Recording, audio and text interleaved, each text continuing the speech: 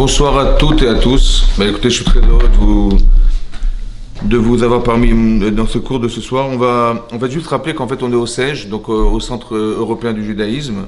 On se trouve à 10 places de Jérusalem dans le 17e. Vous attendez nombreux et nombreuses. Voilà, des célibataires pour essayer d'organiser Hachem des rencontres.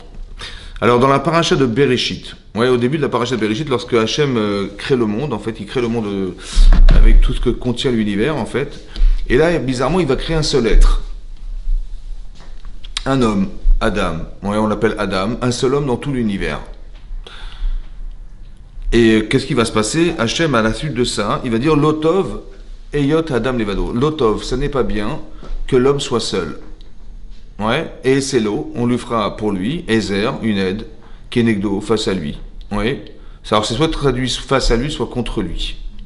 Et là-bas, c'est marqué que si, on va dire, il est zoché, s'il a le mérite, alors elle sera une aide, cette femme. Et s'il n'est pas méritant, comme ça dit Rachid, c'est l'Agmara, en fait, alors elle sera contre lui pour lui faire la guerre. Voilà comment c'est marqué dans le texte de l'Agmara. Ça veut dire qu'elle sera virulente contre lui. S'il est méritant, elle sera avec lui. Et s'il n'est pas méritant, elle sera contre lui, Leil Lachem, ça veut dire elle sera méchante, elle sera virulente. Comme si qu'elle ne se sentait pas femme dans son couple. Et donc il est marqué clairement, Lotov Yotam Devado. Alors ce qui est bizarre, c'est que Hachem dit ça n'est pas bien que l'homme soit seul, mais il a créé un homme seul. Vous avez compris, c'est quand même étonnant qu'il a créé un homme tout seul, voilà. Et après il dit, tiens, c'est pas bien qu'il soit seul, on va lui faire une aide. Comment c'est possible qu'il ait pensé une chose pareille? À part ça, il faut aussi comprendre qu'est-ce que ça veut dire d'être seul. Ça n'est pas bien d'être seul. Qu'est-ce que c'est que d'être seul? Alors peut-être l'idée d'être seul, qui c'est qui est seul en fait? C'est quoi d'être seul en fait? D'être seul, je pense que d'être seul, c'est de ne pas avoir le manque de l'autre. D'être seul, c'est de croire qu'on ne peut se suffire à soi-même. Je n'ai pas besoin d'autre chose que de moi-même, ou de quelqu'un d'autre que de moi-même. On dit Lotov, ça n'est pas bien d'être seul. Le seul qui peut dire qu'il est seul, c'est Hachem, le créateur du monde. Pourquoi il peut dire qu'il est seul? Parce que ce qu'il crée a besoin de lui, mais lui n'a pas besoin de ce qu'il crée. Vous comprenez? Et ça n'existe pas chez l'humain. Ça n'existe pas de dire je suis et sans avoir besoin d'autre chose que de moi-même. C'est impossible.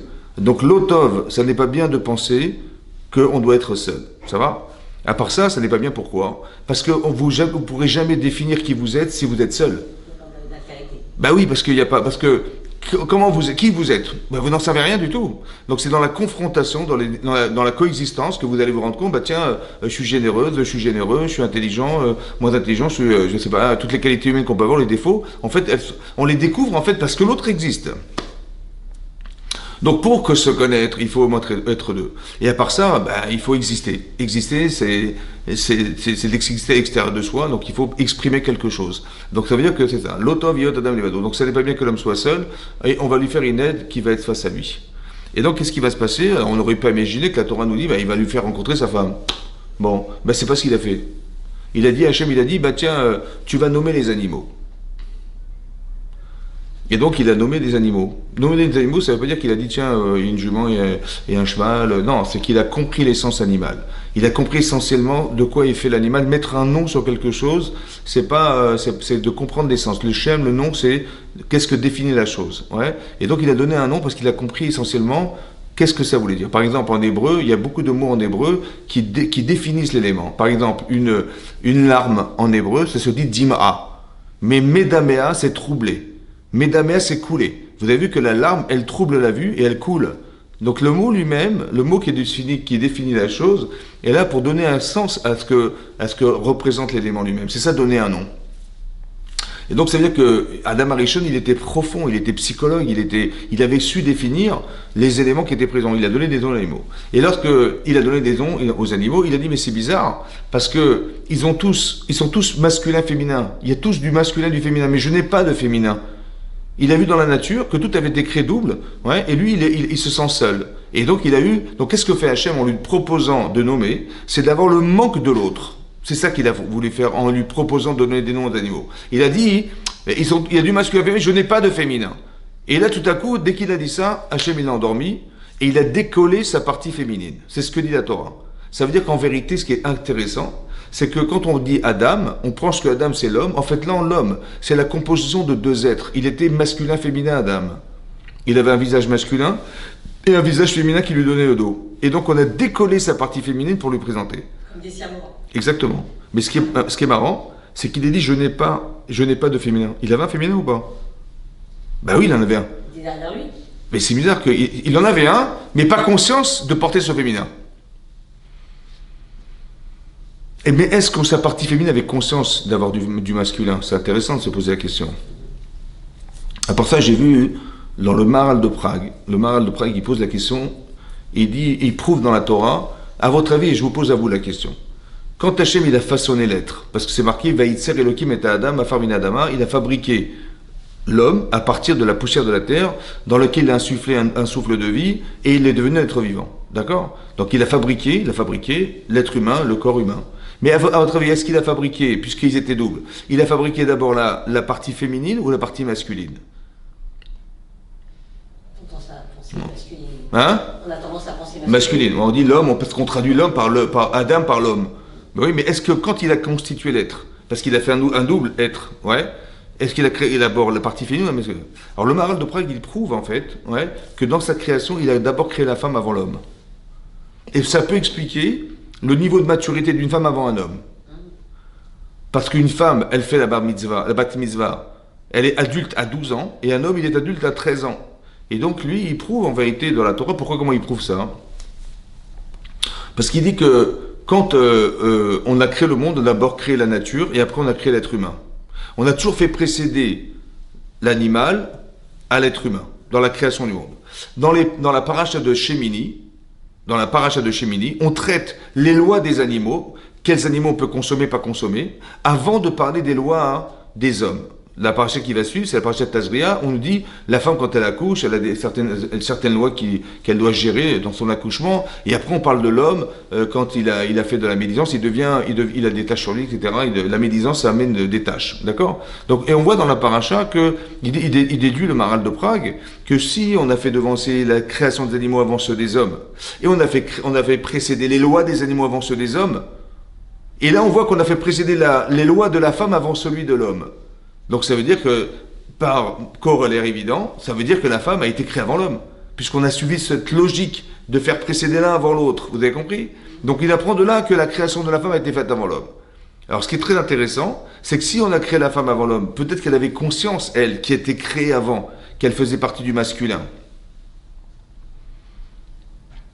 Mais lui n'en avait pas conscience, ça va? Puisqu'il a dit, elle est où? J'ai pas de féminin. Mais tu portes en toi ton féminin. Donc c'est bizarre il y a une partie féminine qui est en lui, mais qu'il ne reconnaît pas à travers. Qu'est-ce que ça peut traduire dans la vie de tous les jours, ça? Vous avez vu que dans le comportement masculin-féminin, il y a une différence énorme, en fait. Ouais. Par exemple, vous allez voir, je sais pas moi, quand vous demandez, je vais poser une fois la question, j'ai dit, imaginez-vous, vous sortez de votre travail, ça va? Bon, alors on pose à une dame la question, mais où vous allez, madame? Je dis, après le travail, je rentre chez moi. Ouais, vous demandez à son mari, et vous, monsieur, qu'est-ce que vous faites après le travail? Je dis, comment ça, c'est quoi ça? Je rentre chez moi, qu'est-ce que je vais faire? Je dis, ok, mais quand vous rentrez chez vous, monsieur, qu'est-ce que vous faites? Je dis, moi, je suis crevé. Ah non, mais je suis crevé, je suis fatigué, après le boulot, c'est comme ça, et je vais me reposer à la maison. Bon, après vous allez voir sa femme, je dis, vous, madame, qu'est-ce que vous faites? Je dis, attends, qu'est-ce que je vais faire? Mais je rentre chez moi, mais je dis, pourquoi, qu'est-ce que vous allez faire? Qu'est-ce que je vais faire chez moi? Mais j'ai mon mari qui m'attend, je dois préparer à manger, je dois m'occuper des devoirs des enfants. C'est marrant parce qu'elle n'a pas répondu la même réponse. Et des fois, ça rend fou les femmes. Pourquoi? Parce que madame, elle fait à manger, elle s'occupe des enfants, elle fait les lits, elle fait les machins, elle fait les devoirs et tout, et son mari, il est sur le canapé en train de bouquiner son journal. Elle dit, mais il est fou, quoi, il voit pas que je suis occupé. Ouais? C'est vrai ou pas? C'est vrai ou pas? Très bien. Maintenant, elle lui dit, mais tu vois pas que je suis débordé? Tu vois, je m'occupe de tout et tout, tu es là, tu me regardes. Je dis, mais tu m'as rien dit. Mais tu m'as rien dit. Mais si tu me demandes avec plaisir, vous avez compris le problème? Le problème, c'est quoi? C'est qu'il n'est pas associatif. Mais pourquoi c'est comme ça? Parce que c'est marqué dans la Torah, il a dit, mais elle est où ma femme? Il n'avait pas conscience il n'est pas associé à l'autre. Sa femme, elle est associée à lui, elle a conscience qu'elle fait partie de l'homme. Mais est-ce que l'homme, est-ce qu'il a conscience qu'il a une femme en lui? Vous avez compris? De là, on apprend qu'une femme, elle ressent l'associativité qu'elle a avec son mari. Alors qu'un homme, il n'a pas forcément ce regard. Il faut le construire en couple. Donc il ne faut pas s'étonner qu'un homme il s'assoit sur le canapé. Mais donc si je le sais pas, je vais m'énerver. Mais maintenant que je le sais, j'ai lu dans la Torah, c'est comme ça. J'ai compris que mon devoir, c'est de l'associer. Parce que l'otov, ça n'est pas bien d'être seul. Vous comprenez? Et lui, il a l'impression que après le travail, il est seul. Il n'a pas besoin de personne d'autre, de rien d'autre dans sa vie que c'est pas ça. C'est l'otov, ça n'est pas bien. Qu'est-ce qui va se passer? Donc dans la paracha, c'est clairement marqué il y a marqué qu'on a fabriqué l'être humain. Ça a été une fabrication. Mais si Adam, c'est un être masculin-féminin au départ. Ça va? Alors c'est très intéressant de se dire que qu'est-ce que c'est que l'être masculin-féminin? En fait, peut-être l'idée, c'est quand on a détaché la partie féminine de la partie masculine, pour nous, ça veut dire quoi? Ça veut dire qu'une femme, elle va être en recherche de la partie masculine qui la compose, et un homme, il va rechercher la partie féminine qui la compose. C'est marqué dans le Zohar que la neshama de l'être, elle est masculine-féminine. Et qu'on a dû détacher la partie masculine le jour, 40 jours avant sa conception. C'est marqué dans la Gemara, dans Nida, c'est marqué là-bas dans la Gemara, dans les traités de la Gemara, c'est marqué que 40 jours avant la conception d'un enfant, on dit cette femme, elle correspond à cet homme. Ça veut dire que chaque homme, il y a une partie féminine qui la compose. Seulement, si on nous dit qu'on l'a fait naître avant, c'est qu'ils étaient collés avant. Puisqu'il est né avant sa femme en général, ça veut dire qu'il existe avant sa femme, ça veut dire une neshama, l'âme, est composée de masculin et féminin. Ça va? Ça veut dire que si vous êtes des femmes, eh ben, il y a une partie masculine qui dort en vous, mais qui est en recherche du masculin, et qu'un homme, il a une femme en lui, qu'il porte en lui, et qui est en recherche du féminin. Parce que de devenir masculin-féminin, c'est l'objectif qu'on doit pouvoir atteindre un jour, c'est-à-dire s'acclimater au féminin autant que s'acclimater au masculin. En fait, la neshama, elle est masculine-féminine. Donc, je veux retrouver ma partie féminine si je suis un homme. Et ça veut dire quoi? Ça veut dire simplement de ressentir la logique qui compose le féminin et qui fait de moi un être masculin-féminin. Lorsqu'on s'adapte à l'autre, si ma problématique de vie, c'est de rendre heureux à la personne avec qui je vis, que je sois homme ou femme, eh ben, je vais rentrer dans la logique de m'inspirer du féminin si je suis un homme, parce qu'il faut que ma femme soit heureuse. Si je la comprends pas, c'est pas possible. Et le contraire aussi est vrai. Comprendre la nature des gens. La nature. On ne raisonne pas de la même manière. On ne pense pas de la même manière. On n'a pas un corps commun. On n'a rien de commun, en fait. Vous voyez? Donc, quand on réfléchit, en fait, c'est très intéressant de se dire que, en fait, le mariage, c'est carrément un miracle. Pourquoi c'est miraculeux? Parce qu'on n'est pas fait. On n'a pas les mêmes besoins, les mêmes intérêts, les mêmes objectifs, les mêmes logiques. Et Hachem nous demande de faire coïncider deux êtres qui, au fond, sont complètement différents. Comme si qu'on voulait nous expliquer qu'il faut que la vie est faite d'adaptation, d'acclimatation. Il faut que tu fasses, comme si tu devais faire abstraction de tes intérêts pour l'autre. Tu devais faire abstraction de tes intérêts pour l'autre. Si tu restes masculin dans un couple, tu vas rendre fou ta femme. Et si tu restes une femme dans ton couple, tu vas rendre fou ton mari. Parce que tu dis, mais il comprend rien de ce que je veux, etc., mais tu es resté femme. Tu n'as pas su expliquer à ton mari qu'est-ce que veut dire vivre au masculin-féminin. L'acclimatation à l'autre, vivre avec l'autre. Mais ça, il faut comprendre la nature de chacun pour vivre de façon honnête, de façon sincère, de façon véridique. Alors qu'en vérité, les gens, qu'est-ce que font les gens? Ils se marient. En fait, elle reste femme, il reste mari. Et on pense que tout va bien se passer. Et puis on va partager des tâches, on va cohabiter ensemble. Alors que cohabiter ensemble, ça va marcher jusqu'à quand ça va marcher? Tu vois bien qu'elle est toujours, tu as toujours des intérêts qui ne sont pas celui d'une femme, et une femme elle a des intérêts personnels qui ne sont pas celui de son mari. Comment je vais réussir à faire coexister les deux êtres? Le secret, c'est de rentrer dans la logique de l'autre. Je suis homme, il faut que j'arrive à rentrer dans la logique. C'est comme ça que j'arrive à faire pénétrer en moi cette partie féminine, parce que il faut que au quart de tour je comprenne ce qu'elle a envie. Il faut qu'au quart de tour je puisse réagir à ses demandes, vous avez compris? Mais ça, il faut être sensible, il faut avoir compris, il faut avoir analysé. Tant que ce travail n'est pas fait, d'accord? Et je pense que ça, c'est important de le faire avant de se marier. Parce que les gens se marient, mais en fait, qu'est-ce qu'ils font? Ils s'arrangent. Vous avez compris? On s'arrange, tu fais ça, je fais ça, machin. Mais il n'y a rien qui va forcément nous lier, vous comprenez? Parce que j'ai pas envie. Qu'est-ce que je vais... Vous avez compris? Donc, quelque part, c'est très important qu'on arrive à comprendre ces principes de base. Lorsque c'est assimilé, alors on peut envisager, ou Hachem peut envisager de proposer.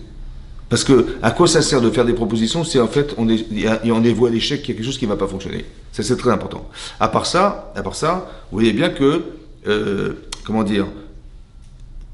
c'est un objectif en soi. C'est-à-dire que, quand on voit, si vous voulez, quand c'est marqué dans la Torah que Hachem, il a créé l'homme au départ, il a créé Adam, qui est la composition des êtres, il faut savoir que l'objectif, c'est d'arriver à être composé. L'objectif. Quand on dit Hachem, il a créé un homme, qui était un être masculin féminin, en fait, il a dépassé la partie féminine, oui, et lorsqu'il a détaché cette partie féminine, il a dit tout à coup à Adam, il a dit, elle s'appellera Isha, parce qu'elle a été prise de Ish. Mais depuis quand tu t'appelles Ish, toi? Tu t'appelles Adam. Vous avez compris? Que quand on se marie, on s'appelle Ish Veisha. Mais l'objectif, c'est d'arriver à retrouver ce qu'on a été d'origine, c'est-à-dire Adam, un être masculin-féminin. Je suis femme, j'ai un masculin qui dort en moi, et donc je vais forcément rencontrer l'homme de ma vie, c'est qui? Ben, c'est l'homme que je possède en moi. Et l'homme, il va retrouver la femme qui est potentiellement en lui. Il est masculin, mais il veut chercher en fait chez l'autre. Il va retrouver chez l'autre, il va tomber amoureux de quoi? De cette partie féminine. Toute la vie, ça va être de construire ce féminin chez lui à travers la relation qu'il a avec sa femme, et elle de retrouver, de construire, de nourrir chez elle cette partie masculine qui en fait c'est son mari en face d'elle. Vous avez compris? Je le vois physiquement, il est là, mais en vérité c'est cet homme-là qui doit en fait être par ma partie masculine en fait que je cherche à devenir. Vous avez compris? Et c'est ça ce qu'on appelle le bonheur. Vous avez compris? Le bonheur c'est ça. Tout est fait pour qu'on arrive à ce que cette osmose puisse se créer. Alors elle se vit de l'extérieur, mais profondément de l'intérieur. Quand je comprends l'autre, quand je vis avec l'autre, quand je suis sensible aux besoins de l'autre, ouais, c'est pas les miens, hein. Moi je suis un homme, j'ai pas de besoin, j'ai pas envie de m'acheter une bague. Mais une femme, si elle n'a pas son petit bijou, ça marche pas, vous comprenez ou pas? C'est marqué dans le Midrash, c'est marqué que lorsqu'il tombait de la manne dans le désert, il tombait des bijoux, en même temps. C'est bizarre. On aurait, hein? Quel rêve? Non, mais on aurait pu imaginer que, bon, à midi, il va tomber de la manne, et à 14h, il va tomber des bijoux. Non, non, il va tomber des bijoux au moment où il va tomber de la manne. Comment c'est possible qu'au même moment, à votre avis, pourquoi il tombait des bijoux au moment même où il tombait de la manne? Mais la manne, c'est pour se nourrir. Les bijoux, c'est pour paraître. Ben, de la même manière que c'est vital de manger, ben, c'est vital pour une femme d'avoir des parures sur elle. C'est vital. Mais est-ce qu'un homme comprend ça? C'est ça. Il faut qu'elle se maquille, il faut qu'elle s'arrange, il faut qu'elle se sente belle, il faut qu'on lui dise qu'elle est belle, il faut qu'elle ait son petit bijou, son petit machin. Mais un homme, il comprend pas tout ça. Vous comprenez? Donc il faut que la personne, elle comprenne qu'on est différent. Et cette différence, elle doit être comblée. Elle doit être comblée, mais elle doit être assimilée. Vous avez compris? C'est comme avec des enfants. On n'est plus des enfants. Mais tant que tu n'es pas dans la logique de l'enfant, tu vas le faire souffrir, ton enfant. Parce que n'importe qui, il va monter sur la tête, tu vas devenir folle. Il va faire tomber un verre. Où il va falloir lui expliquer ce que tu sais déjà, et c'est fatigant. En fait, qu'est-ce qu'on te demande? De faire un effort pour. Tu deviens la personne. Tu acceptes de la faire entrer dans ta vie. C'est ça. Parce que je l'aime, parce que je comprends, parce que. On comprend plus. C'est plus facile de s'acclimater à un enfant, parce que le pauvre, c'est un enfant. Mais avec son mari, c'est plus dur. Parce que, attends, je comprends pas, c'est un adulte. En fait, le problème, c'est que il faut avoir la patience de savoir qu'on est différent. Ça va? Et nous, on croit que l'intelligence va faire qu'on va tout comprendre au quart de tour. On va toujours réagir au quart de tour. On n'a pas la patience d'attendre que la personne se construise, qu'elle apprenne à me connaître. Vous avez compris? Et on est sur les braises quand ça va pas. Genre il est pas à l'heure, il est pas là, il est désordonné, mais il est comme ça. Vous avez compris? Et ça, hein, il faut apprendre par amour, hein, je veux dire, par amour et par respect, d'amener la personne à ce qu'elle rentre dans des critères qui correspondent. Parce qu'une femme, elle a des exigences qui sont extraordinaires. Mais l'homme, ça le dérange, ça l'agace. Donc, vous avez compris? Et donc, soit je m'énerve contre lui, soit, mais on est différent. Si on a bien compris qu'on est différent, on ne va pas s'énerver. Parce qu'il est différent. Vous avez compris? Il est sur le canapé, je dis, mais il est malade. Mais si je raisonne comme une femme, je dis, mais il est fou. Bah oui, parce que je fais la vaisselle, je vais à manger, et papa, maman, tu peux me faire mon bras? Et l'autre, il est là, ça va pas, il est fou. Mais il n'est pas une femme, c'est ça le problème, vous avez compris, c'est ça. Quand je sais qu'il n'est pas femme, il n'est pas féminin, ben je comprends que c'est comme ça. Maintenant, qu'est-ce que je vais faire? Je dis, écoute, mon chéri, viens, écoute, va donner les bains aux enfants. Je le fais, je l'associe aux tâches familiales, je l'associe à notre. Et donc il attendait que ça peut-être, et donc il va le faire avec plaisir, ça va créer de l'équilibre. Ça va peut-être le déranger. Il va se dire, mais non, mais c'est pas mon rôle. Mais non, justement, il faut que tu participes. On existe ensemble. Ce sont des éléments de coexistence. C'est ça que ça veut dire. Il faut coexister ensemble. Et donc quand on vit ça comme ça, on fait des efforts dans l'intérêt de retrouver cette... C'est une perche tendue. Il faut comprendre ça comme une perche tendue. Je lui tends une perche, je lui tends à elle une perche aussi pareille. Vous avez compris? Et donc il faut que ça soit bien compris. C'est ça que je veux dire. Au départ, c'est ça qu'on a voulu créer. On a voulu créer un être masculin, féminin. On a voulu créer quelqu'un qui va pouvoir comprendre l'autre. C'est ça, c'est fondamental. Et donc qu'est-ce qui va se passer? Ici on voit des choses comme... Pourquoi je vous dis ça? Parce qu'on voit que dans la Torah, Sarah, elle a eu du mal à avoir des enfants. Rivka, elle a eu du mal à avoir des enfants. Ça va? Et on s'est rendu compte que pourquoi Hachem il a créé une difficulté? Pourquoi on vit des difficultés? Pourquoi l'épreuve est tellement douloureuse? Ouais, de savoir qu'une femme, elle veut être mère un jour, et Hachem la prive de ce bonheur d'être mère. Elle a quand même pris 75 ans de sa vie pour avoir des enfants, ce qui est incroyable. Et de là, on apprend qu'en fait, Hachem, il a fait exprès, oui, de faire qu'elle soit stérile. Pourquoi? Parce que tout à coup, dans la Torah, c'est marqué que Avram va épouser Sarai. Et Hachem va dire, un jour, il va dire à Avram, tu t'appelleras plus Avram. Et ta femme ne s'appellera plus Sarai, elle s'appellera Sarah. Et toi, tu t'appelleras Avraham. Et là-bas, dans la paracha de Lech Lecha, c'est marqué dans Rashi que Avraham pourra avoir des enfants, mais Avram ne pourra pas avoir d'enfants. Et Sarah, il ne peut pas avoir d'enfants, mais Sarah, elle pourra en avoir. Alors, il faut bien comprendre une chose. Changer de nom, ouais, c'est pas qu'on a été à la mairie, et monsieur Avram s'appellera dorénavant Avraham, donc avec Avraham, c'est sûr qu'il aura des enfants, et madame Sarai, on va l'appeler Sarah, et dorénavant, avec le mot Sarah, c'est sûr, j'ai fait des calculs, c'est bon, elle aura des enfants. Non. Le changement de nom, c'est de changer son nom. Ça veut dire que Avram, c'est Av, il est le père de Aram. Il vivait à Aram.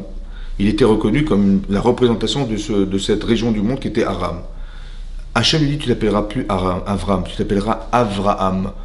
Av Amon Goïm, tu vas être le père des nations. Ça veut dire qu'il a pris une amplitude extraordinairement large. Vous avez compris? Mais ça, c'est sa personnalité. Ça veut dire qu'il s'est transformé, Avraham Avinu. Et par toutes les épreuves qu'a subies sa femme, elle ne s'appellera plus dorénavant Sarai, elle s'appellera Sarah. Ça veut dire que tout ce que vous traversez en vérité, vous voyez, dans votre vie, doit être une forme de transformation de l'être. Comme si que la solution à ce que j'étais est ce que je vais vivre. Il faut juste comprendre que ce que vous vivez est une solution à une problématique intérieure. Alors que moi, je crois que c'est un problème. Vous avez compris? Et vous devez voir dans tous les éléments de la Torah, on dit, tiens, on est dans le désert. Qu'est-ce qu'on fait dans le désert? Ouais. En vérité, la solution, c'est le désert. Pourquoi? Parce que tu verras la émouna que tu vas atteindre en voyant la manne tomber du désert, en voyant le puits de Myriam qui va alimenter en eau, et etc., que tes vêtements vont rester... Si tu avais dit, mais non, attendez, le désert c'est trop compliqué, attendez, il n'y a pas Sephora, il n'y a pas Sarah, oh là! Je dis, il n'y a pas de problème, tu serais privé d'avoir vu ce que tu vas voir. C'est-à-dire que moi je croyais que c'était un problème, en vérité il s'avère que c'est une solution. Essayez de comprendre que tout ce que vous vivez vient répondre à quelque chose. C'est ça la émouna, c'est soit la croyance en Dieu. Si Dieu n'existe pas, j'ai eu du pot, j'ai eu de la chance, ou j'ai eu de la malchance. Non, ça se réfléchit plus comme ça. Ça se réfléchit en se disant, il y a quelque chose qui me parle. Et que si on a créé ce manque, c'est parce que Hachem, il va vouloir un jour combler ce manque à l'extrême limite de ce que Sarah, elle attend comme enfant. Ça va? Donc elle est en train de faire un travail sur elle-même. Sarah, elle fait un travail sur elle-même. Elle veut absolument s'attacher à Hachem. Elle veut absolument permettre à son mari d'être père et tout ça, etc. Qui fait que on ne peut pas reconnaître cette femme. Comme tu dis, mais je ne te reconnais pas. Je t'ai vu il y a 10 ans, tu n'es plus la femme du passé. Je t'ai vu Avraham il y a 10 ans, mais je ne te reconnais pas. Pourquoi? Parce que le fait que tu aies fait un travail sur toi-même, tu as forcément changé quelque chose en toi qui fait que ton nom n'apparaît plus comme celui du passé. Je ne te reconnais pas. C'est ça, changer son nom. Vous avez compris? Changer son nom, c'est d'avoir envie d'avoir une autre identité, d'avoir envie d'être une autre personne. C'est ça, changer son nom. Et donc, quand tu as envie d'être quelqu'un d'autre, eh bien, tout à coup, ton mazal va changer. Pourquoi? Parce que tu veux devenir quelqu'un qui correspond à ce que tu sembles être au fond de toi-même. Au fond de toi-même, tu sais. Parce que quand tu t'analyses, tu connais tes qualités, tu connais tes défauts.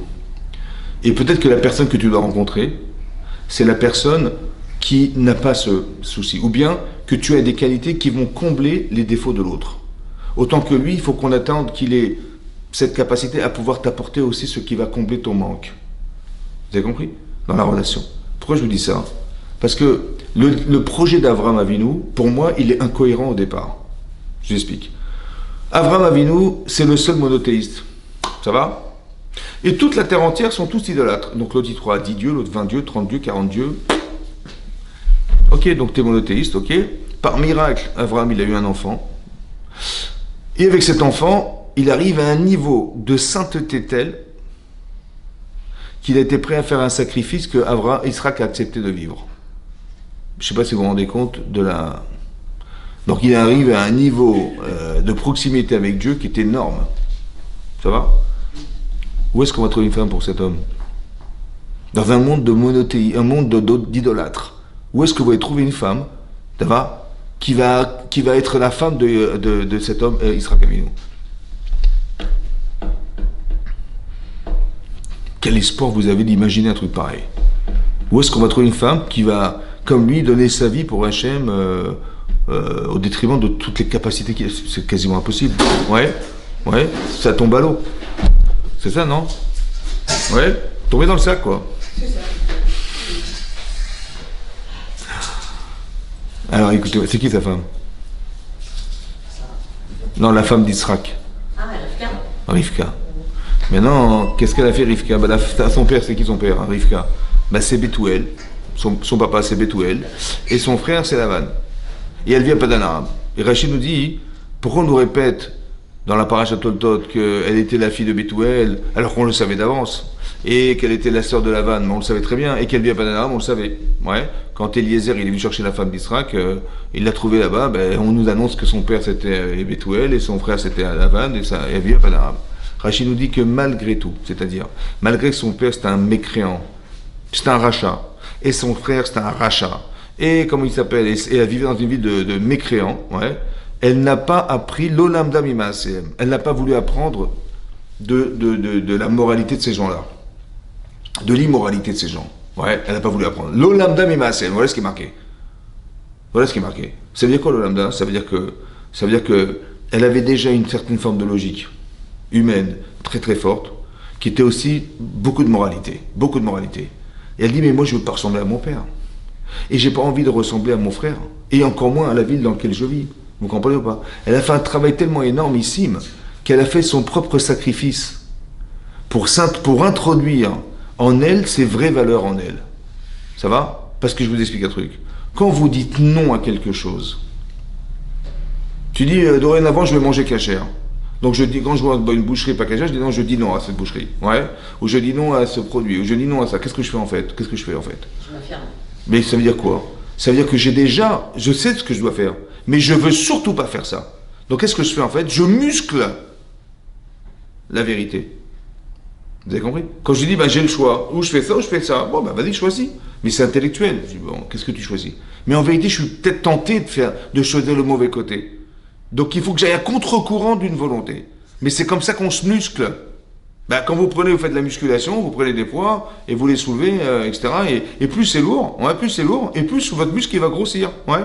Plus c'est dur, plus vous allez muscler. Mais c'est quoi se muscler? C'est muscler la vérité au détriment de ce qui est faux. Ça va? Ça veut dire qu'elle a mérité d'être la femme d'Yitzhak parce qu'elle a fait aussi de son côté elle, sa petite Akedat Yitzhak entre guillemets, puisqu'elle avait son père Racha, etc. Donc c'est la difficulté que j'ai d'appréhender des choses. Je dis mais qu'est-ce qui m'a fait le bon Dieu d'avoir un père pareil? Elle devait se poser la question, mais qu'est-ce que j'ai fait au bon Dieu pour avoir un frère pareil? Mais qu'est-ce que j'ai fait? Pourquoi il m'a fait naître là-bas? Est-ce qu'elle a choisi son père? Est-ce qu'elle a choisi son frère? Est-ce qu'elle a choisi... Pourquoi Hachem l'a mis là-bas alors? Pour l'éprouver. C'est que là-bas qu'elle va réussir sa vie. Si on l'avait mis à un autre père, ça n'aurait pas marché. Ça veut dire que, partez du principe que ce que vous n'avez pas choisi, vous ne pouvez pas dire si j'avais pu naître ailleurs, si j'avais pu naître, mes parents avaient été autres parents, si j'avais une autre famille, ça aurait été meilleur. C'est faux en fait. Parce que vous ne pouvez pas remettre en cause ce que vous n'avez pas choisi, c'est Hachem qui l'a choisi. Donc c'est-à-dire que ce qu'elle est devenue, cette femme, dans le contexte dans lequel elle a vécu, c'était la seule et unique manière de pouvoir devenir cette femme. Et c'est comme ça qu'elle a épousé Yitzhak. Donc elle aurait pu râler, elle aurait pu se remettre en cause une situation de vie qui était insupportable. Elle n'a pas râlé, elle s'est juste battue. Et ça lui a permis de devenir cette femme. Et cette femme, elle va épouser Yitzhak. Vous avez compris? Vous avez compris ce qui se passe? C'est ça. Ça veut dire qu'il faut aussi comprendre autre chose. C'est que tout ce que je vis a été pensé. Tout ce que vous vivez est pensé. Ça a été réfléchi par Hachem. C'est sûr. C'est ça la émouna, la croyance en Dieu. La croyance, c'est pas simplement de croire que Dieu existe. C'est pas simplement ça, c'est de savoir que tout ce que je vis a été réfléchi. Donc si je râle, ben je râle contre qui? C'est comme les d'Israël, ils se plaignent dans le désert, il n'y a pas de quoi manger, il n'y a pas de quoi boire, etc. Alors Moshe leur dit, mais vous vous plaignez, mais c'est pas à nous, vous plaignez de qui? Vous plaignez de Dieu, c'est lui qui a... Je dis, pourquoi il nous laisse mourir de soif? Justement, c'est pour que vous demandiez sincèrement, profondément, c'est pas pour vous rallier. Ouais. En train de râler, de se plaindre, etc. C'est pas ça l'objectif, c'est d'accepter ce qui m'arrive, ouais, pour arriver justement à ce que Hachem il comble ce manque. C'est ça que ça veut dire. Et donc, ça veut dire que si on est en recherche d'une âme sœur, c'est sûr et certain qu'il faut que profondément, j'ai envie, profondément, sincèrement. Mais pour ça, il faut que je sois en adéquation avec moi-même et avec ce que Hachem veut me proposer. Vous avez compris? Et donc, c'est très important de faire cette remise en cause, mais parce qu'on sait que peut-être Hachem il nous promet quelqu'un d'exceptionnel. Et donc, on a besoin d'être cette personne. Vous avez compris? Rivka, elle a fait un travail sur elle-même qui était énormissime. Et elle a mérité Yitzhak Avinu. Ça veut dire que on ne sait pas ce qu'on doit devenir. Mais ce que Hachem nous propose, c'est forcément un exercice qui doit nous permettre d'atteindre quelque chose. Et cette personne-là, elle va rencontrer celle qu'elle doit rencontrer un jour. C'est ça l'épreuve. C'est pas quelque chose qui est chas v'shalom. On n'est pas à l'école. Vous avez compris? C'est dire, ouais, quelle note on va avoir, etc. Mais qu'est-ce qui m'arrive? En fait, c'est vrai que par réflexe, le réflexe, c'est de dire, mais qu'est-ce qui m'arrive? Voilà ce que je vis, je suis pas contente, ou tiens, j'ai eu de la chance, ou j'ai eu moins de chance. Non, c'est pas comme ça qu'on doit réfléchir. C'est pas t'as eu du pot, t'en as pas. Non, c'est de dire que voilà ce qui m'est arrivé. On va dire que la vérité n'est pas forcément ce qu'on croit être le plus agréable. Et le malheur n'est pas forcément, et le bonheur n'est pas forcément aussi le contraire. Ça va? Il faut savoir que tout ce que je vis, en fait, je suis heureuse de savoir que ce qui m'arrive a un sens. Ça va? Et que si j'ai vécu, je dois tirer des leçons. Si j'étais femme, et j'étais femme divorcée, il faut que juste je tire des leçons de ce que j'ai vécu. Et aussi de comprendre qu'est-ce que c'est que le mariage, c'est fondamental. Parce que si j'en ai conscience, c'est pas forcément que mon partenaire en a conscience. Qu'est-ce que c'est que le mariage? Qu'est-ce que veut dire vivre à deux? Qu'est-ce que vous avez compris? Ça, c'est très important que les gens, en fait, il n'y a pas eu ce travail au départ peut-être de se rassurer. Vous avez compris? Quand tu sais que tu te maries avec quelqu'un, ben, au départ c'est les fleurs, c'est les machins, c'est les restaurants, la fille elle voit que son mari est tout à fait avec elle, mais est-ce que tu après que tu sois marié, est-ce que tu peux rassurer ta femme sur les choix qu'elle a fait? Est-ce que tu peux rassurer ton mari sur les choix qu'il a fait de t'épouser? Rassurer l'autre. En disant, voilà, je te trompe pas, parce qu'au départ, on peut, genre, dans la séduction, on veut absolument que la personne elle soit heureuse demain, et quand on s'est marié, c'est bon. Oui, et c'est pour ça qu'on dit Yeshlanu Khatan Kazé. Oui, maintenant qu'il est casé. Vous avez compris? Et ça, c'est faire attention à ça. Ouais, qu'au départ, c'est ça. À part ça, il faut faire aussi très attention à autre chose. Quand on prend des renseignements, ouais, on dit, tiens, bah, comment il est ce garçon? Ah oui, il est super serviable, super gentil, machin. Très bien. Et elle aussi, pareil, que des bons renseignements. Il faut juste se renseigner sur autre chose. Parce qu'il peut avoir des qualités humaines avec des hommes extraordinaires. Hein. Mais comment il se comporte avec des femmes? On ne sait pas. Donc c'est très important d'avoir ce renseignement aussi. Ouais. Ou madame, c'est pareil. Elle est très gentille entre copines, machin, super. On s'est renseigné, elle est super. Mais comment elle se comportera avec des hommes? On n'en sait rien. Vous avez compris? C'est un autre monde. Parce que là, c'est dans la confrontation à l'autre. Ouais. Est-ce qu'elle est manipulatrice? Est-ce qu'il est manipulateur? Est-ce qu'il est pervers? Est-ce qu'il a une façon de penser que la femme, il faut qu'elle soit écrasée, soit assujettie, On n'en sait rien, vous avez compris, c'est ça. Donc c'est très important que lorsqu'on rencontre quelqu'un, de savoir quelle perception il a de la femme. C'est très important. Et vous allez entendre, ouais, autant que quelle perception elle a madame des hommes. Et c'est important de savoir, parce que des fois on est dans l'intérêt et pas forcément dans le partage. Vous avez compris? Lui, ce qu'il veut, c'est qu'elle fasse le ménage à la cuisine et qu'il y ait des enfants, femme de ménage, quoi. Vous avez compris? Est-ce que c'est ça une femme? Vous avez compris? Et donc c'est un problème de complexité de comprendre qu'est-ce que c'est que le mariage. Alors que c'est pas ça le mariage. On est là pour partager ensemble quelque chose, que tout est occasion à exister ensemble. Ça n'a rien à voir avec ce qu'on croit. Alors que nous, on a l'impression qu'on va remplir des tâches. Hein, c'est ça. Mais c'est pas ça le mariage. Vous avez compris? C'est pas ça du tout le mariage. C'est une fusion émotionnelle très forte qui doit exister, qui doit se ressentir. Et ça passe par l'amour et par le respect. Vous avez compris? Quand vous savez qu'on bénit des khatanim quand ils se marient, ouais, on les bénit. Et qu'est-ce qu'on leur dit? On leur souhaite de fonder un foyer. Ouais. Mais comment c'est dit en hébreu? Livnot bait. En français, ça veut dire de fabriquer une maison. Ouais. Une maison fidèle en Israël. On souhaite aux futurs khatanim, aux futurs mariés, de fonder un foyer, mais on ne dit pas foyer, on dit ils font, fabriquer une maison fidèle. Comme c'est qu'ils devaient fabriquer une maison qui tienne la route, quoi. Ouais. Pourquoi on a dit une maison pour dire un foyer? Pourquoi on a dit une maison pour dire une famille? Qu'est-ce que c'est une maison? C'est quoi une maison? Mais une maison, c'est fait de quoi? De briques. Ouais, c'est fait de bois, c'est fait de charpente, de tuiles, de fenêtres, de portes, de murs. C'est fait de ça, non? C'est fait de ça. Et les gens se marient, donc ils disent voilà, on a fondé notre foyer, voilà, on a mis des briques, on a mis des fenêtres, on a fait un toit dans notre maison, ouais, on avait des enfants, des machins.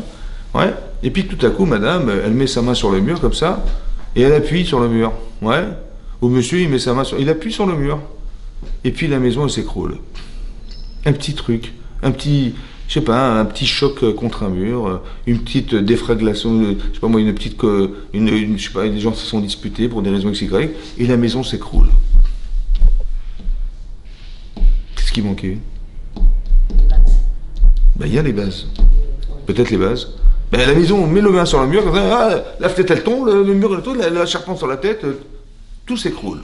Ouais. C'est des couples qui ne se sont pas construits en fait.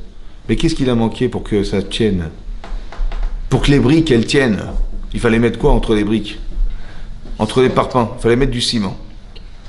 C'est quoi le ciment dans un couple? C'est quoi le ciment? Le ciment, ouais. Parce que ciment, c'est pas bon. Hein? Qu'est-ce qui nous consolide en fait? Qu'est-ce qui consolide les êtres?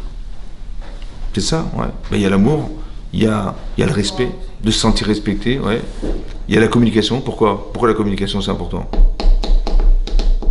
Parce que si on ne vous parle pas, si on ne vous regarde pas, comment vous vous sentez? Ignoré. Oui, j'ai ignoré, mais ça veut dire quoi? Comment vous vous sentez? Vous vous sentez mal. Pourquoi? Il vous a rien dit, hein, c'est pas grave. Ou alors vous rentrez à la maison, il ne vous regarde pas. Il voit la télé. Comment vous vous sentez? Mal. Hein? Mal. Pourquoi? Parce qu'on a l'impression qu'on l'intéresse. Mais il vous a rien dit. Vous êtes rentré, il vous a rien dit. Il vous a pas vu, quoi.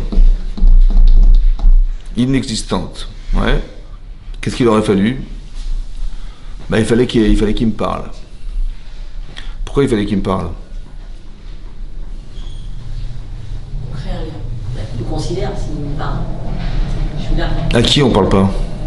Au mort. Aux morts. Encore. Aux arbres. Aux arbres. Non? Aux gens qui nous sont indifférents. En fait, la parole, elle vient de la Neshama. Oui? C'est ça qui est marqué dans Rashi, que, en fait, Hachem, il a fabriqué le corps humain, mais il a créé l'homme. Créé l'homme et fabriqué l'homme. C'est paradoxal. La fabrication, c'est à partir d'éléments existants, et la création, c'est à partir de rien. C'est vrai ou pas? En fait, on explique qu'il a créé l'âme, mais il a fabriqué le corps humain. Mais il a introduit dans le corps humain une âme. D'accord? Mais cette âme, elle quoi elle sert? Elle sert à créer le lien entre le corps et elle. Et l'expression de l'âme, c'est l'expression de la parole. L'expression de l'âme, c'est la pensée humaine. Si vous réfléchissez, c'est parce que vous avez une âme. Ouais, ce que les animaux ne peuvent pas faire. Donc si tu me parles, c'est que j'ai une âme. Si tu ne me parles pas, c'est que j'ai pas d'âme. Et voilà ce que tu m'as dit, j'ai pas d'âme. Vous avez compris pourquoi c'est important de communiquer? Comme si j'étais un arbre, j'étais un cheval, j'étais un vélo. Il n'y a pas d'âme. Vous avez compris? C'est pour ça que c'est vexant. Pour moi, c'est qu'on est vexé. Tu pourrais dire, c'est pas grave, il me parle pas, c'est pas grave. Ou elle me parle pas, c'est pas grave. Elle m'a ignoré, elle me regarde pas. Tu m'ignores, je te tue. Hein. Pourquoi? Parce que tu m'as tué, en fait. Tu me regardes comme si je n'avais pas d'âme. C'est très important de communiquer, de comprendre l'autre, de parler à l'autre, de la considérer. C'est pour ça que c'est marqué dans la Gemara dans Kiddushin, là-bas, c'est marqué qu'un enfant, il respecte sa mère parce qu'elle fait l'effort de lui parler. Qu'un père, il ne sait pas forcément parler à ses enfants. Donc il n'est pas respecté par ses enfants parce qu'il ne sait pas parler à ses enfants. Il ne met pas la forme. Vous avez compris? Il ne met pas les mots. Il n'est pas tendre. Il n'a pas d'affection, forcément. Vous avez compris? Et donc c'est très important de parler parce que c'est comme si on devait communiquer nos âmes à travers la parole. Et si tu n'es pas capable de parler à l'autre, c'est comme si qu'elle n'en avait pas. Et ça, c'est très grave. Il faut apprendre à communiquer, c'est très important. Ouais, de partager quelque chose, de partager par la parole. Et ça, hein, ça s'appelle la communication. Donc le ciment qui va consommer notre maison, ouais, il faut quand on rentre chez soi, on soit heureuse ou heureux de retrouver son épouse ou son mari. Mais pour ça, il fallait j'ai envie de lui parler, j'ai envie de le... Donc il faut déjà au départ expliquer pourquoi c'est important de savoir communiquer avec l'autre. Avant de se marier, avant. Parce que si je ne sais pas que je dois parler avec la personne, ouais, surtout que la Gemara dans Kiddushin a dit là-bas que les femmes, elles ont pris 90% de la parole. Les femmes, c'est des pipelettes, c'est ça, ouais. Les hommes sont moins pipelettes. Maintenant, si je le sais pas, je dis, ah, ma femme, elle me saoule, elle me raconte sa vie, et comment c'était au travail, elle me raconte ses problèmes. Mais moi, j'ai des problèmes, j'ai pas besoin de raconter à ma femme mes problèmes, j'ai pas encore lui rajouter mes problèmes, elle aussi, hein. Et elle me raconte sa vie, elle me dit, voilà, comme c'était comme ça, le patron, il m'a dit ça, qu'est-ce que je vais faire? En vérité, elle ne cherche pas forcément des réponses. Elle cherche juste à communiquer avec son mari. Vous avez compris? Alors que lui dit, mais qu'est-ce qu'elle me raconte? Lui, il croit qu'elle attend des réponses à ses questions. En fait, il faut juste lui dire, hein, bah, écoute, alors comment t'as fait? En fait, lui proposer de trouver elle-même des réponses à ses problèmes. Elle voulait juste communiquer, elle voulait juste échanger, en fait. Mais ça, c'est la nature féminine. Mais un homme, il comprend pas. C'est lui, quand il parle, c'est pour dire, voilà ce que j'ai, explique-moi, aide-moi, conseille-moi. C'est comme ça qu'un homme, il réfléchit. Une femme, fait pas forcément ça. Mais si je le sais pas, elle va mal le vivre. Il va s'énerver, alors qu'elle veut pas forcément des réponses à ses questions. Vous comprenez ce que je veux dire? Comprendre la nature, c'est très très important. Avant de se marier, déjà, il faut comprendre tout ça, déjà. Et après, maintenant qu'on est adapté, alors, on fera pas d'erreur. Maintenant qu'on est marié, on saura exactement ce qu'attend l'autre. C'est pour ça que je vous avais expliqué que, bizarrement, quand Yaakov, il va rencontrer sa femme, qui est Rachel, c'est elle qui va épouser, il va absolument épouser Rachel et pas une autre femme. C'est ça qu'il a pensé. Il a été voir son beau-père et il lui a dit, bizarrement, je vais travailler pour elle 7 ans. Et après, je l'épouserai. Bon, quand on aime sa femme, est-ce qu'on attend 7 ans? Non. Bon, si une femme est amoureuse de son mari, est-ce qu'elle va attendre 7 ans? C'est 3 mois déjà, c'est trop long déjà. 3 mois, c'est... Mais il a dit 7 ans avant de se marier. Comment c'est qu'il a dit 7 ans avant de se marier? C'est énorme. Et c'est marqué dans la Torah, une bizarroïde, c'est marqué qu'il a travaillé effectivement 7 ans pour elle, mais cette année-là, elles sont passées très rapidement, comme une semaine. Yamim Achadim, par amour pour elle. C'est passé vite. Yaakov, il aimait sa femme, mais c'est passé vite par amour. C'est passé vite, ou c'était l'enfer? Ben, quand on aime, d'attendre, c'est l'enfer. Hein? Et lui, bizarrement, je ne sais pas comment il aimait sa femme, c'est marqué qu'il s'est passé vite par amour. Comment ça se fait que c'est passé vite par amour? 1, pourquoi il a demandé 7 ans, et 2, pourquoi c'est passé vite par amour? Non, c'était l'enfer par amour. Alors, un grand principe de base qu'il faut savoir. Quand est-ce que c'est long et quand est-ce que c'est rapide? Quand on est prof, on sait ça. Hein? Quand on est professeur, on sait. Quand les élèves s'ennuient, quand ça paraît démesuré, et quand ça passe vite, ça veut dire qu'on a trouvé de l'intérêt. Ben, j'ai un intérêt. J'ai intérêt de me marier. J'ai un intérêt, c'est d'avoir mon diplôme. Pourquoi mes études, elles sont passées en un clin d'œil? Et pourquoi me marier? J'ai envie de me marier, c'est très long d'attendre. C'est quoi la différence? Ouais. Il a attendu de bien la connaître. Mais maintenant qu'il aime sa femme, il veut absolument s'épouser, il n'a pas envie d'attendre. Ouais. Il est pressé de se marier. C'est vrai? Ou elle est pressée de se marier. Abraham, il n'était pas pressé, lui, c'est bizarre. Alors écoutez-moi bien. C'est long d'attendre d'avoir. C'est jamais long d'attendre d'être. Je m'explique. Si tu fais des études, ouais, et on te dit l'examen c'est dans 3 semaines. T'es prête ou pas? T'es prêt ou pas? Dans 3 semaines. Il dit mais je suis pas prêt. Attends, t'es sûr? Non, j'ai pas vu, mais je suis pas prêt, j'y arriverai jamais. On peut pas repousser l'examen plus tard. Mais tu veux avoir ton diplôme ou pas? Oui, j'avais envie d'avoir mon diplôme. Alors pourquoi t'es pas pressé? Pourquoi t'es pressé de... T'es pas pressé de l'avoir? Il dit parce que je suis pas prête à être la personne adéquate à réussir cet examen. Je ne suis pas prêt, je n'ai pas les compétences. Vous avez compris ou pas? Donc quand tu veux être quelqu'un, t'es pas pressé. Hein. Mais quand tu veux avoir quelque chose, Si je te dis, écoute, si tu réussis ton permis, ouais, je t'offre une voiture. Ah, super. Ben, si tu m'offres une voiture, papa, il y a plaisir. Donc il va s'acharner à avoir son code, il va passer sa conduite, après il va avoir son papa, écoute, Mazal Tov, j'ai eu mon permis de conduire. Ah, super. Ben quoi? La voiture. La voiture, ouais, dans 7 ans. Pardon? Dans 7 ans, la voiture. Non.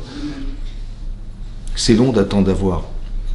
Écoutez-moi bien. Yaakov Avinu, il s'est fait un programme avant son mariage. Pour lui, personnellement, il a dit pour que je sois un père idéal, un mari idéal, et mes enfants soient parfaits, parce qu'on fait hériter à nos enfants ce que nous sommes, il faut que je fasse un travail sur moi-même qui va me durer 7 ans. Pour lui, personnellement, il a pensé 7 ans. Mais il l'a fait par amour pour sa femme. Vous avez compris ce que je veux dire? Ça veut dire il faut être par amour. Tu dis je veux me marier, je veux me marier. Est-ce que tu te sens être femme pour ton mari? Ou j'ai envie de me marier, j'ai envie d'avoir mon mari près de moi, j'ai envie d'avoir ma femme près de moi. Mais est-ce que tu réfléchis à avoir ou tu réfléchis à être pour l'autre? Et il faut faire très attention à ça. J'ai envie d'être un tzaddik pour mon épouse. Alors je vais étudier, je vais m'enseigner, je vais apprendre à mieux comprendre. Et là, maintenant, je me sens en adéquation. Ouais. Maintenant, Hachem, il peut me proposer parce que j'ai envie d'être pour l'autre. Et j'ai envie de partager, en fait. J'ai pas envie d'avoir quelqu'un proche de moi, parce que bon, j'en ai marre de manger des sandwichs. Et bon, je sais que mes femmes, ça bien cuisiner. Ouais. Et donc, je vais avoir une cuisinière à la maison. Avoir une cuisinière à la maison. Ben alors, va louer une cuisinière. Vous avez compris? C'est vexant, hein. Tu vas dire à ta femme, bah oui, je t'ai épousé parce que quand on est venu chez tes parents, c'était super bon. Hein. C'était... Vous avez compris? Il ne faut pas chercher à avoir. Il faut chercher à être pour l'autre. C'est ça. C'est ça. Et ça se travaille avant déjà. Parce qu'on souvent, on peut avoir fait des erreurs, malheureusement, parce qu'on n'a pas réfléchi dans ce sens. Ouais. Ce qui compte, c'est pas forcément d'essayer d'avoir pour soi. C'est pour ça que ça paraît paradoxal. Comment ça a pu passer vite par amour? Ben, c'est pas possible. Oui, parce qu'il avait envie d'être. Il a dit, mais je suis pas prêt. Et moi, il a pensé à Yaakov il a dit, moi, il faut me laisser le temps de... Vous avez compris ce que je veux dire? Parce que quand tu te maries, c'est brutal. C'est-à-dire que tu passes du célibat, tout de suite, tu deviens homme marié ou femme mariée. C'est-à-dire que tu passes dans un autre monde, le monde du partage, de vivre avec une femme ou un homme, ce qu'on n'est pas habitué à vivre, mais c'est du jour au lendemain. Donc si on n'a pas appréhendé ça, si on n'a pas préparé tout ce travail, en fait, c'est comme faire une prépa pour rentrer en grande école. Je veux dire, tu dis, bon, moi, je vais faire maths sup, maths spé, je vais rentrer en ingénierie, je sais pas quoi, mais je prépare mes études. Mais tu dis, bah, j'ai pas envie de rentrer dans ça, je vais échouer. Donc je me prépare avant et je fais ça. Ce travail-là, on doit le faire avant, c'est sûr et certain. Ça va? Et ce travail il est fait, après on peut rentrer sereinement. Et après on peut dire à Hachem, elle dit, vas-y, voilà, j'ai envie de me marier, etc. Donc, se cultiver, d'apprendre à comprendre qui est l'autre, c'est ça, et se comprendre aussi, c'est aussi un travail à faire. Et ça nous permet, Be'ezrat Hashem, de vivre plus heureuse et plus heureux, d'avoir de la simra dans son couple, d'avoir des enfants qui sont autre chose. Les enfants, quand les parents s'aiment, c'est autre chose. C'est d'autre chose parce que, en fait, ils vont être les héritiers de ce qui a été construit. Alors que s'il y a des défaillances au départ, eh ben on produit ce qu'on est. Pour ça que c'est marqué dans la Torah, c'est ça qui est marqué dans la Torah, que quand Chava, elle a proposé à son mari de manger le fruit de la connaissance du bien et du mal, et qu'elle a en fait proposé de mourir avec elle, hein, c'est ça. Hein. Après, Hachem il a dit, Arba Arbe Etzboner, je multiplierai ta souffrance. Et Rachid dit, la souffrance d'éduquer les enfants. C'est incroyable. Qu'est-ce que ça a à voir avec son problème de mari? En fait, parce qu'on transmet à nos enfants ce que nous sommes. Et que comme si que la thérapie, on ne pouvait pas la faire toute seule, ou tout seul, alors à travers le travail que je vais faire sur mes enfants pour les amener à se corriger, je vais me corriger avec. Que quand j'élève mes enfants, je m'élève par mes enfants. Parce que ce que je vois là, en fait, c'est là. Le problème, c'est que tu ne l'acceptes pas, je suis dans le déni. Alors en vérité, si tu le travailles sur lui, tu vas le travailler automatiquement sur toi-même. Vous avez compris ce que je veux dire? C'est ça. Et donc tout ça, c'est la chorma de la Torah, ça. Ça, c'est la connaissance qu'on doit avoir de la Torah. Et que voilà, c'était un petit préambule au mariage. Chazako, Baruch. Merci beaucoup d'avoir suivi le cours. C'est moi qui vous remercie.